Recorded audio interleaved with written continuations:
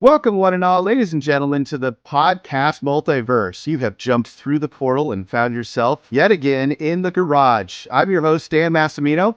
I'm the MC for our little band of audio misfits here in the virtual studio. Just want to take a quick minute to thank our many listeners out there in podcast land. Your support sustains us, and quite honestly, is where I go to get my reassurance that humanity is indeed still good at heart. So friends, thank you for tuning in and giving us your ears for a bit while we try to make the retail media industry a better place for us all. If you do happen to be joining us for the first time, welcome in. Grab your tool belt and slide up to the workbench and let me fill you in on what it is we say we do here. The garage is a place where we get together and talk about many things, but where we really hit that sweet spot is when we get some friends and dive into the why, the how, and the who cares of retail media innovation.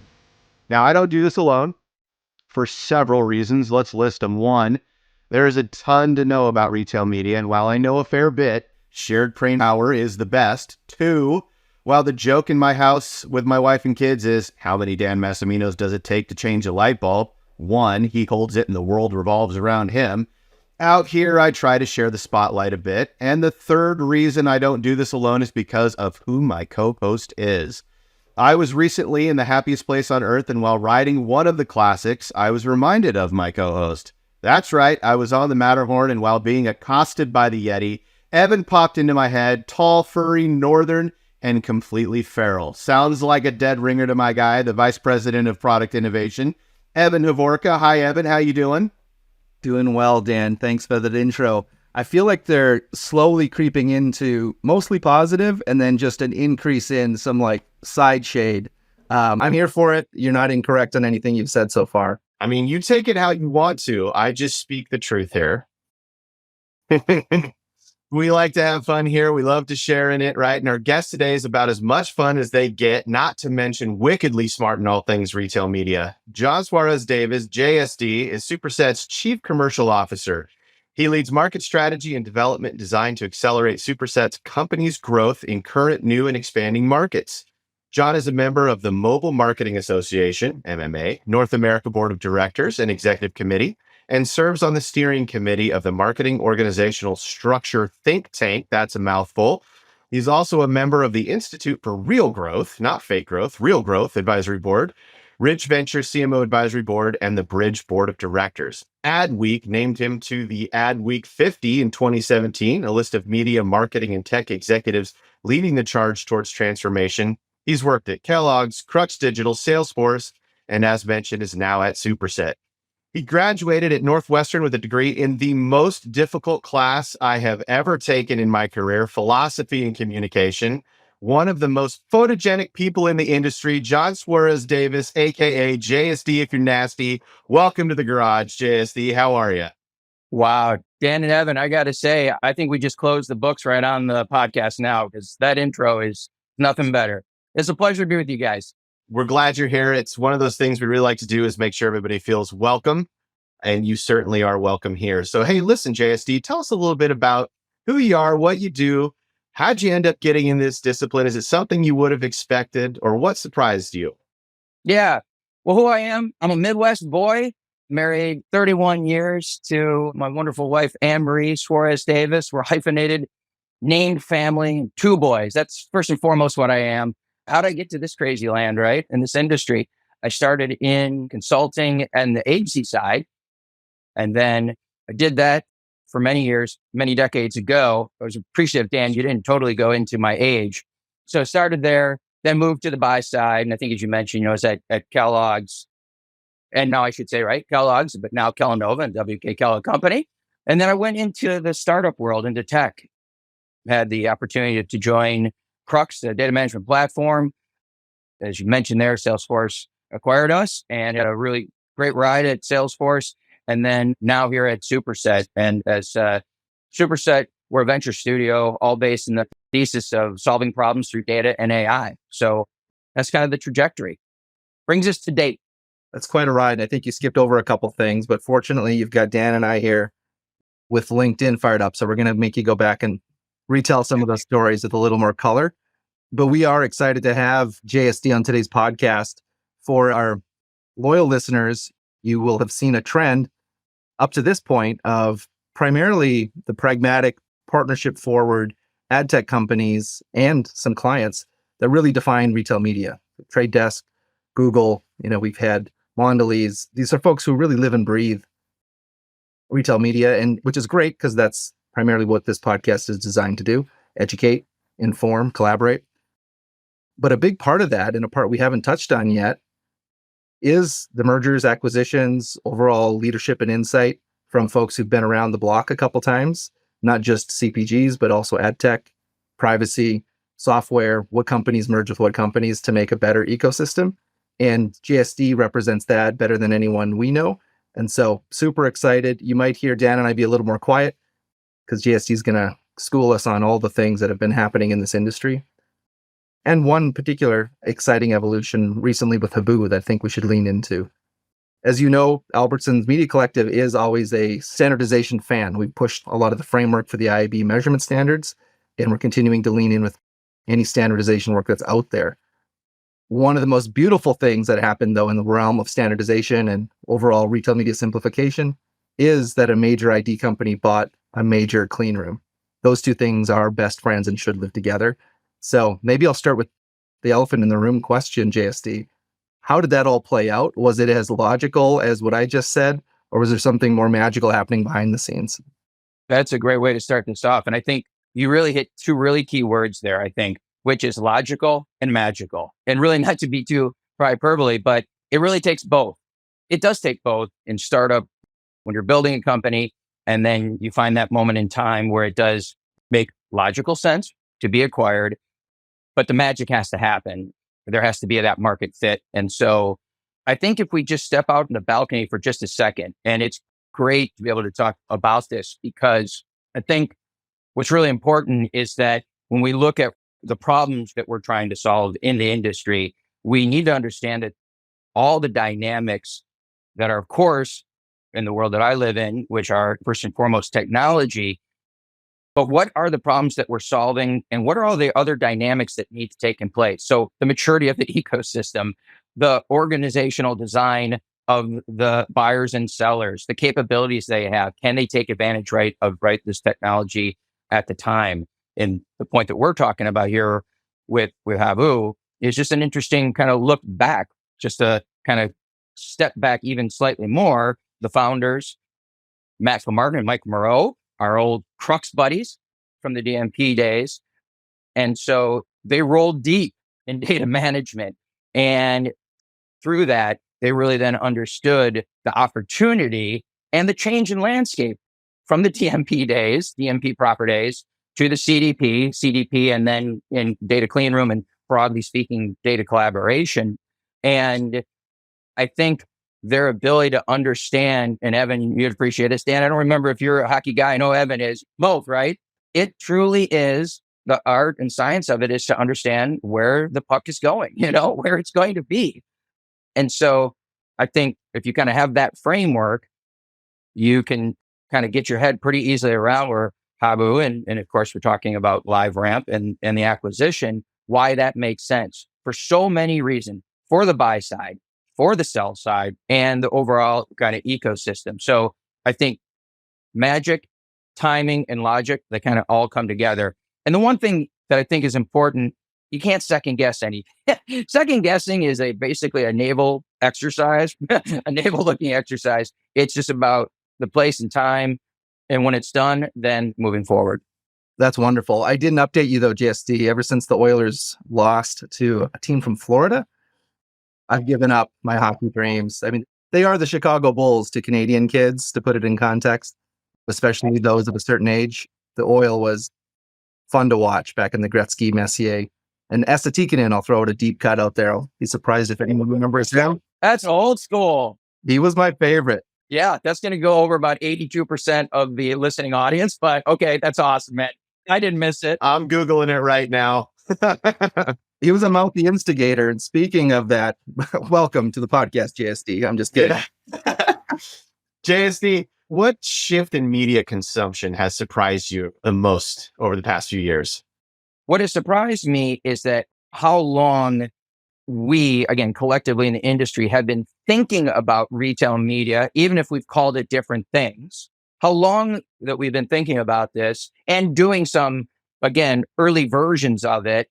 And then just the surprising part is how, like, catching lightning in the bottle. I mean, the growth of retail commerce media, we can fix just on the framework, is really absolutely stunning. And I'm a person who really thinks about tipping points. I try to understand, what was the tipping point? Why is it that when we go back, that we were doing some of the, again, retail media light activity, and then why did it take so long to truly have that tipping point and where we are now? And so that's the part that has surprised me. A, why it took so long to get here, and B, then what was the trigger, right? The tipping point that now has really, the train is off and running. I mean, this thing is only going one direction, even as it will have right bumps and fits and starts and stops. There's clearly a up and to the right trajectory. That's great. We've seen similar. And then I think the area that we're leaning into, that this isn't new to us, but the CTV streaming consumption and all the things that go along with that definition, YouTube, target, and even adjustable TV could fit in that bucket. Just the COVID certainly drove it, but advent of consumption of that content, but then also the growth in how retail media can play. And the reason I bring that up is because a lot of those publishers, unlike open web, where they're not big enough to really control a big chunk of their data tech stack, and maybe it's a good thing, right? We've consolidated them into SSPs and DSPs. So there's a lot of autonomous access to that inventory and measurement without having to work directly with a particular website. Not true when you get over to the TV side. You've got very big players with long histories and very strong opinions on how their data can be shared. Disney, NBCU, Roku, all bring a wealth of new opportunities for retail media, but they also have a lot of high touch concern on where their data can go. And for us, we live and die off performance and measurement and targeted audiences. And for us to do the measurement piece, we need those log files to come back and confirm the sales actually happened.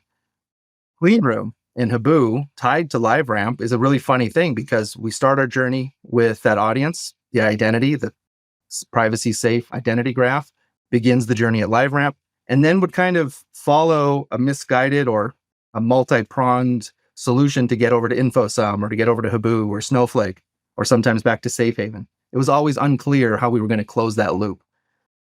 And you started to see different companies using different platforms.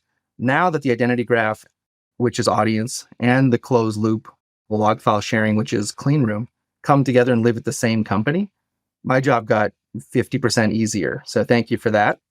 And it allows us to focus on the important things. Did that open up 50% of your day for time and bandwidth? Okay. Because The capacity, let's talk offline about that one, Dan. I have a heck of a time getting on your calendar. So what are you filling your time with?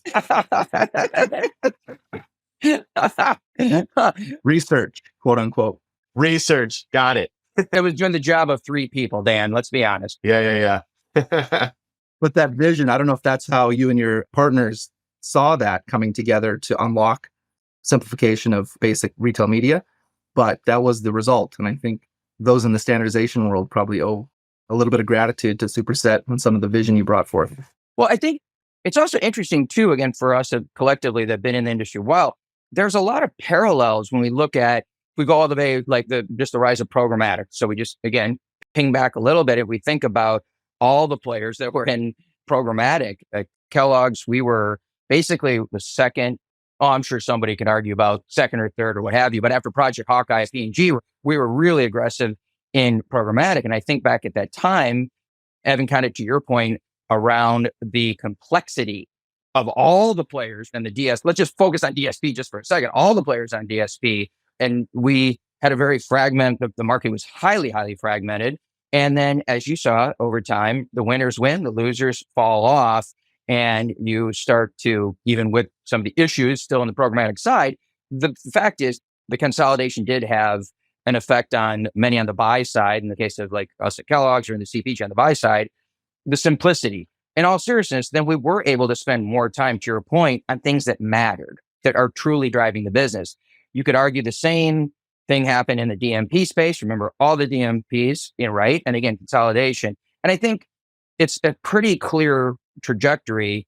And the thing that's different though, Evan, and I think you mentioned this, is that all those examples I just gave, it gets more complex, I mean, data collaboration is a multi-stakeholder cloud infrastructure, hyperscalers, measurement, and that complexity is simply got to be reduced in order to find value, in order to find adoption.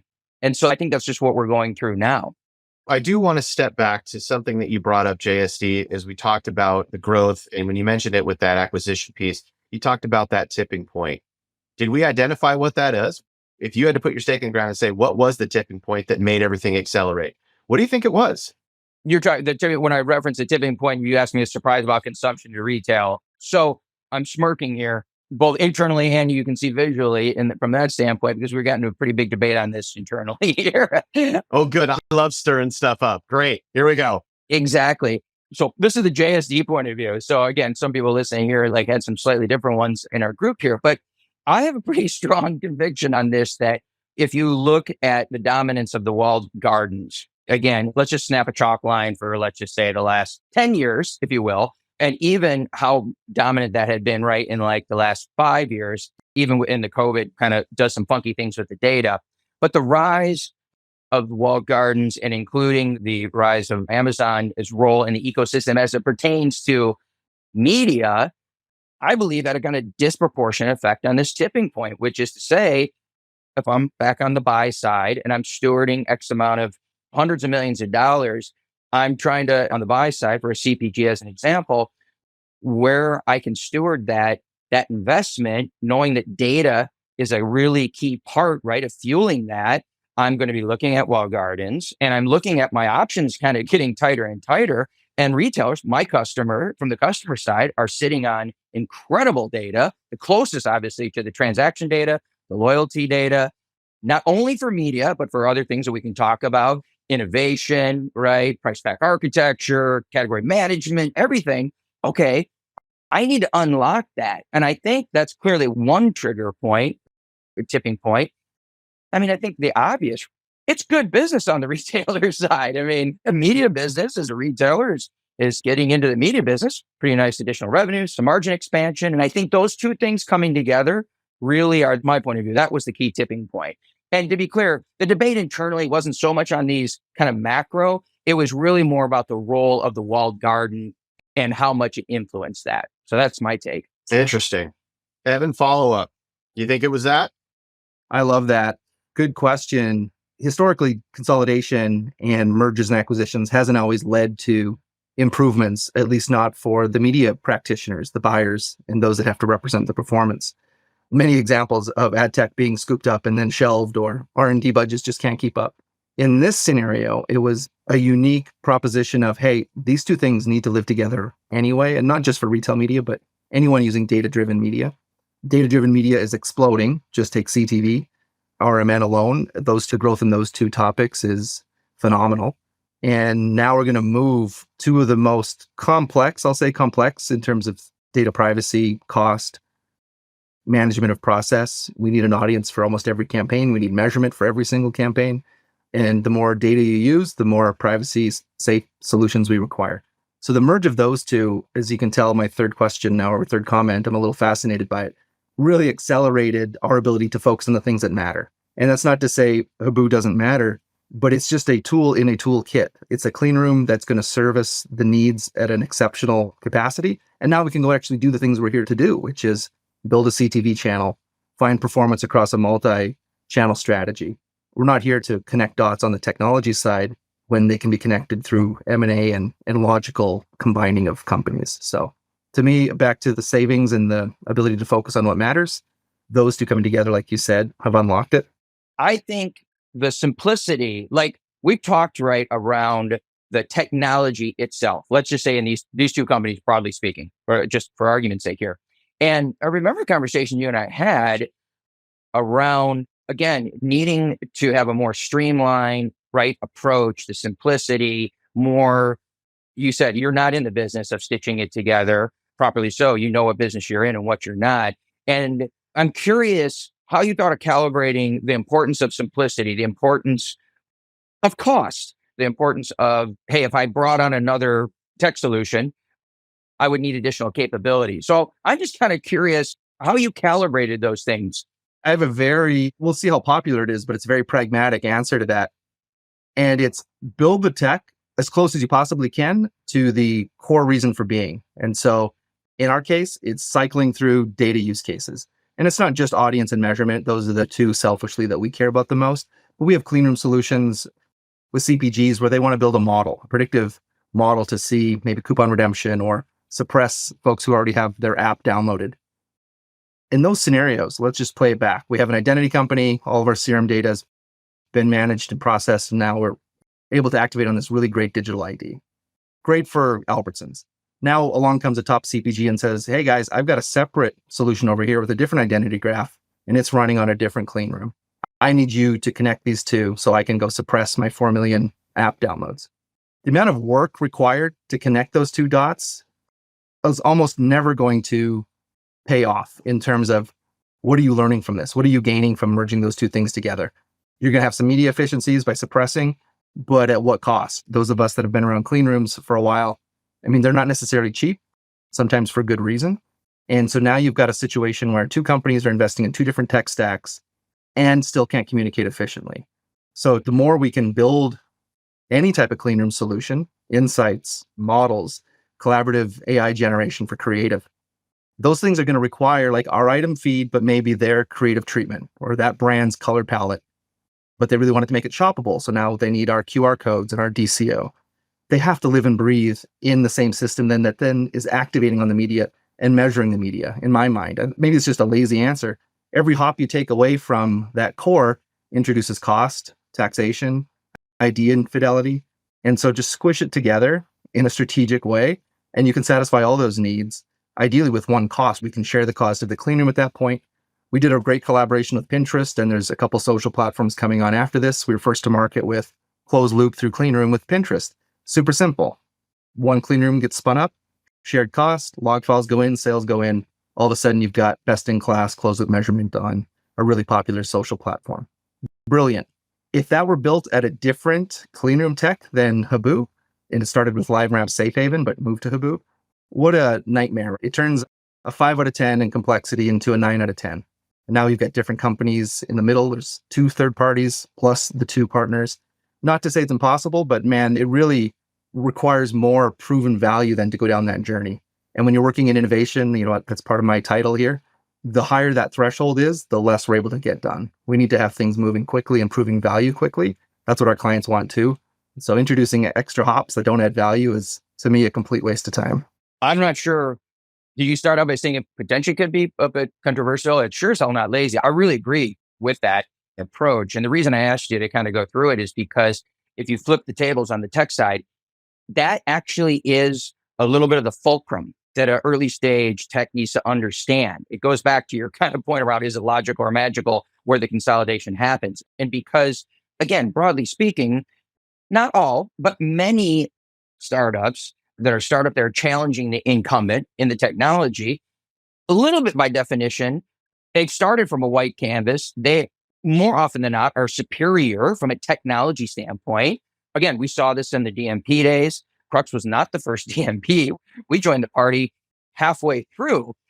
But the beauty of that is that we had a much more advanced platform because you look at the market, you understand where those opportunities are. And so you take advantage of them from a technology standpoint. But Evan, the thing is being able then to understand on that fulcrum and how you calibrate the superiority of the technology and how then does that translate into value? And the key point there is it needs to do it. And again, it's almost like your head, your heart. You can't, yes, you have the head from understanding the marketplace and the voice of the customer. There's also kind of just honestly looking at the tea leaves and saying, am I creating, in this case, incremental value for Albertsons Media Collective? Or have I not crossed that chasm where the technology is superior, but I'm not making it as seamless, as easy as Evan and team needs it? So I just think it's an important part for people who are listening to this on the startup side, because there's just such this thing like, our tech is so much more superior. Why are they not buying it? Or why don't we have a deeper penetration into it? And I think it's because of the logic that you went through. And that dance is a critically important part for every founder, every startup to understand. As you're thinking about this, and I think you guys could probably keep going on this piece, but you keep tiptoeing onto culture here in the startup world and in the creation of these different things. And so I want to ask you, with culture in mind, how does an organization ensure they're set up for fostering an innovative culture? How do they do it? The part of a culture that really enables innovation is humility. And one of the things that I wish I would have grasped much earlier in my career, thank goodness I grasped it within the last decade, but that's still way too long. This idea of the beginner's mind. And honestly, when I first heard the concept of the beginner's mind, I kind of poo-pooed it as some kind of fruity existential like concept. But fundamentally, the idea of the beginner's mind is that you approach things and you try to remove your perceptions that you know the answer. You come to it with an openness and a true spirit to learn something. And when you approach it from a beginner's mind, you have endless possibilities because you're not constrained by what you believe to be true. Experts approach this with only limited possibilities because I'm an expert. I know all this. I've done this for a while. And so to solve the solution, it's maybe one of five things, but it's so constraining. And when you truly embrace the idea of beginner's mind, and quite frankly, you have the humility and the openness to say, okay, hold on, I'm going to solve a problem. And I'm not going to be, again, encumbered by my 25 years or 30 years in the business, by what I believe damn well has got to be true. And I sit back and oh, but that actually is I believe, one of the key ways when you approach that, innovation flourishes. And with that, one other thing that's, I think, incredibly important is the art of listening.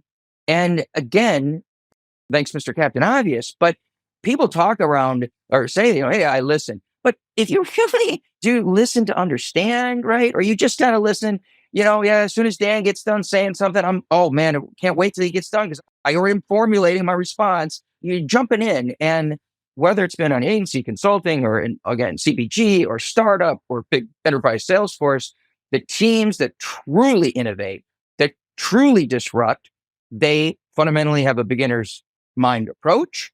They listen to each other. And the last piece of this puzzle is alignment. And once you have those first parts and you all then do lock arms, you debate, you can disagree, but at some point you align. And when you have alignment and team alignment, really, it's hard to stop a team when they have alignment. Those three things are what foster culture from my point of view. Are you hiring right now? No. Well, it's funny you say, I know this is a podcast with the Albertsons and I don't want to embarrass her or not, but Christy, I mean, you're like, come on. And my point is I've mapped this. You said MMA, I've known Christy for years in MMA and I've known others. And if there's one thing that I'm good at, and maybe there's only one, definitely I'm good at observing people and situations. And I'm using Christy as an example. When the lights aren't on and not in the spotlight, you watch, you see, again, I've seen her in multiple forums, multiple companies and so forth. And you just know, I just know without having a conversation, the importance of leadership, alignment, of listening to team members, of having an open mind. Evan's going to bring something, Claire's going to bring something, Dan's going to bring something, whatever. Like, that's the magic, man. Just if the audience, just to remind them, the question was, what's next in data integration? Now that it's occurred, what are we looking for? What do we see in the next 6 months, 5 years, 20 years? What is it? Yeah, we can, I think, snap an aperture can be like in the next, let's just say 5 or less.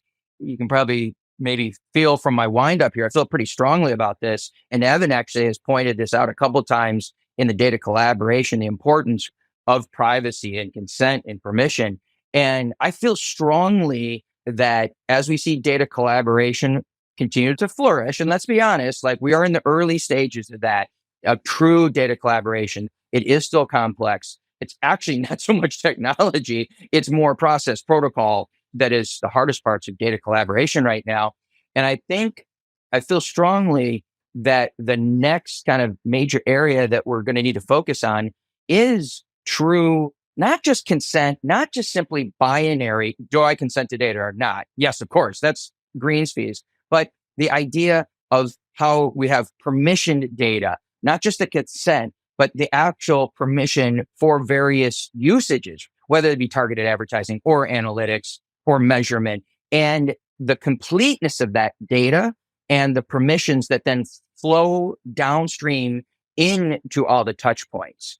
And I think some people mistake this comment as that kind of makes sense because of the regulatory environment that we live in. Again, You could look at it globally or just look here in the US. And yes, of course, the regulatory environment, that's a component of it. But actually, I think that's the tail wagging the dog. I think great brands, great retailers, and I would even argue maybe in the retailers, even maybe more so in a way because your core business is retail and the data you sit on is just beyond precious. I mean, it's your customers and it's your data. That's why you exist, to deliver great experiences for them. And so I believe retailers are going to be continuing to look at how the data, and not just do they have the consent, but ways that they're looking to have additional level of high fidelity permission, making sure that they're using that data in the right place at the right time, and the ability then to flow that through all the touch points and the ecosystem. And again, I think we don't need to look 5 years. This is a here and now, and it's a next year, the year after that. That's going to be quite the battleground. Evan, what do you think? You think I'm drinking my own Kool-Aid, or what do you think? Yeah, great comment, JSD. I think we live within a mantra of being a co-op garden, one where we can co-build with empathy and compassion. And what that requires, yeah, the beginner's mindset is certainly a big part of that. But it also means we have to represent what the clients are asking for. And in our case, it's the CPGs. They want to build brand loyalty. They want to tell large new sustainability messages. They want to showcase their partnerships with Major League Soccer. And they want to drive sales. When we position our technology into these walled garden scenarios or restricted access types of deployment, which we've seen plague the retail media industry for the last 10 years, it removes, or it's a step away from, their ability to do that. We have to acknowledge brands are going to be spending money with agencies, with multiple retail media networks. Some are now bringing things in-house. If we're truly in service of the customer, we're here to enable their media vision, their brand vision, their sales vision in whatever capacity they choose to execute. And so that means we have to be comfortable doing the managed service, white glove, premium types of service for those that want it, and then go all the way down the spectrum to complete autonomy where they're managing their own campaigns or their agencies are doing the things that they need to do. And we're just filling in the gaps and the voids that we're being asked to fill. That might be an audience or a closed loop type of measurement tool. That is not possible without a clean room tech tied to an identity graph, because that's a main core reason for us to exist. But when we can do it that way and build a business model that supports it, we can actually achieve a higher level of marketing. Right now, we can talk customer journey mapping. We can talk year-long plans that match with our merch relationships, which are so crucial to success of marketing. And we can really let the brand shine beyond just these 6-week cycles of performance-driven investment. And that's where we need to go. That's where Christie's pushing us to go. And that's what our brands want.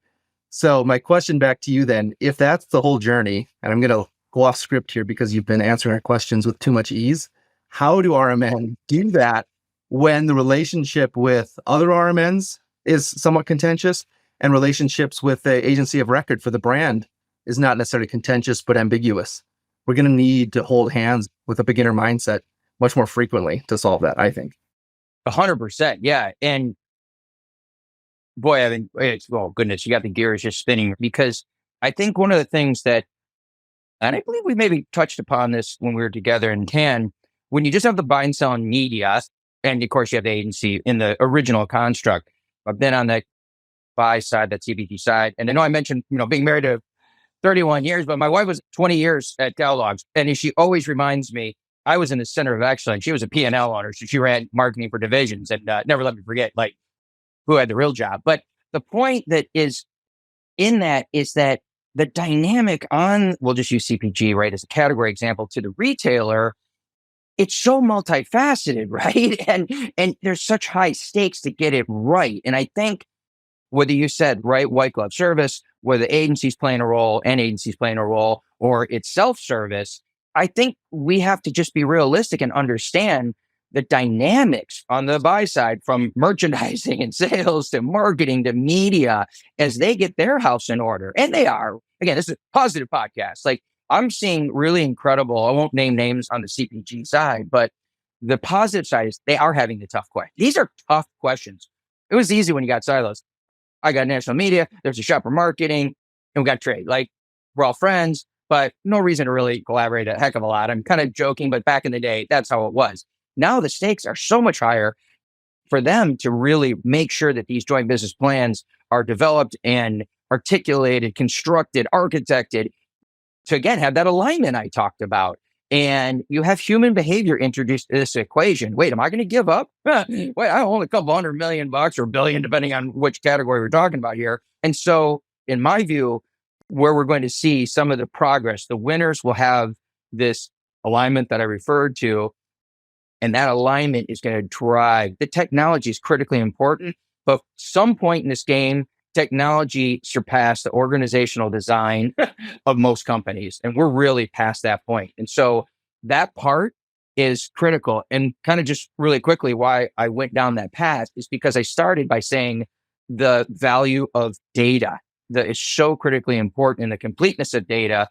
And we need to have process protocols and systems that truly are able to understand the data lineage and provide that data lineage and the permissions and flow them through all the systems. Because if we don't have that, we're going to suffer from basically a deficit of trust. And a deficit of trust is one of, if not the biggest obstacle or barrier to increase the buyer and seller, the brand and the retailer relationship. Beautiful. I mean, that extends into the merchant and CPG relationship. And then we might as well include the ad tech partner and retail media network, or the agency and retail media networks.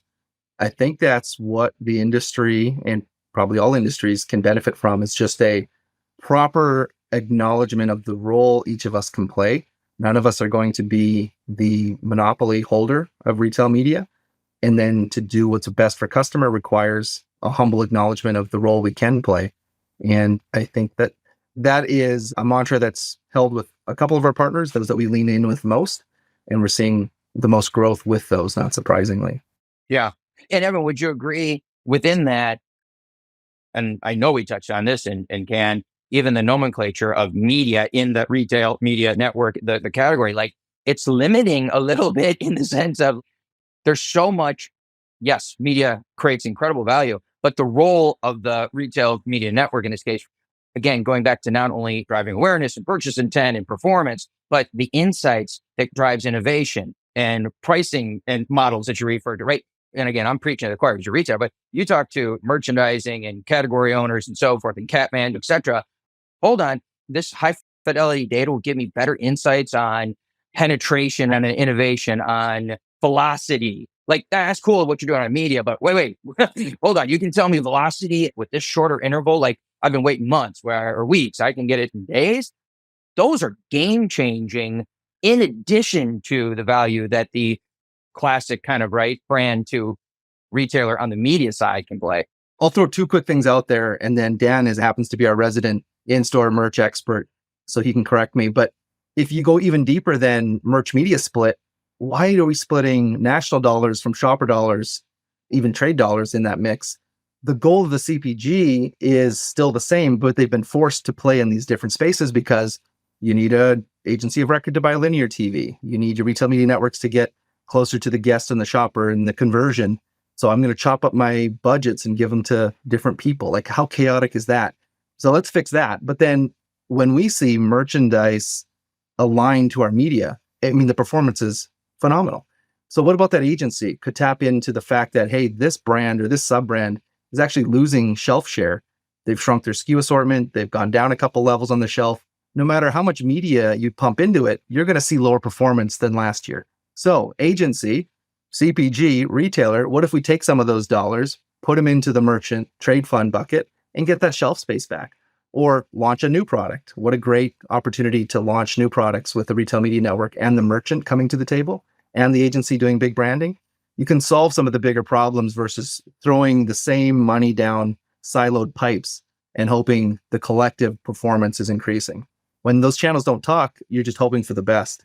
And that's not what good customer service looks like. You know what we say, Evan, that hope is not a very good strategy when it comes to this. And there's a reason that, and I come from an old coaching tree, that the department that we sit in is marketing and merchandising, or at a sign, merchandising and marketing, right? And those two, when they operate together, weird, we sell more stuff faster.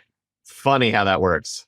And Dan, the key there, again, kind of then I think looking forward is we know it works. Absolutely know when those come together. So how do we scale that and repeat it with a lot more consistency? And I do think that actually where technology comes back into play And of course, we can't get one podcast with AI, but in all seriousness, that is where I believe you're going to start to see AI unlock a lot of value, because the models are getting so sophisticated that they will be able to parse out and understand, quite frankly, at a much deeper level than we ever had, and absolutely faster than we've ever had. What is the role of that trade promotion, that exclusivity, that media driving? Oh, wait, hold on. We're doing big media drive, and yet distribution, it's not on shelf, and this is out of shelf. So as you, again, preaching to the choir, part of this is going to be just eliminating or significantly reducing the incredible waste that happens because we are in silos. I learned that my first day on the job back on the agency side. Do no harm and don't throw millions of dollars in media if the damn product isn't in the store. And I know we laugh about it, but it happens all the time, right? Yeah. Well, listen, we could keep going. Clearly, we could keep going on this. And I think we need to in a part 2 later this year. We'll get you back on JSD. But Evan, we're coming up on time here with our listeners. Anything for the good of the order before we let Jon go back to his day job? No, but I would say the value in these types of conversations is proven here today, even with us running the ship. So those looking to improve in this industry, I think opening up the aperture on who you talk to, who you bring in, it can go beyond the typical ad tech publisher or ad tech or publisher partnership. When you think with the beginner's mindset, that includes dropping all assumptions. So the smartest person in the room on how a data collab should work might not be working at a clean room company. They might be working at a company that's had to suffer through decades of not having that access and now seeing ways for them to connect. So I guess the Disney version of that mantra would be keep an open mind to anybody with information and advice. It might come from packages that you don't expect. How do you top that? So we're not gonna, right? We're not. No. No one to put, is it back in the agency day, Leo Burnett, there was a saying, no one to put the pencil down. And what that meant, to your point, Dan, is when to put it down. Stop. Done. Thank you. I really appreciate you guys. We appreciate you. Thank you so much for sitting in with us today. And I'm leaving inspired and ready to take on the world. Evan, the insights have always been valuable. And thank you so much for the continued partnership with both of you. We'll definitely have you back again. I think our listeners are really going to respond well to this one. This has been a great conversation. So thank you. Thank you, Dan. Thanks, Evan. Be well. Thanks both. Take care. All right, you guys, this has been another great episode of The Garage. We're super happy to be here with you again. We will be back for yet another episode. So if you like what you heard, which I know you did, hit that like button, subscribe where you can find your podcasts, and we look forward to talking to you soon. This has been The Garage.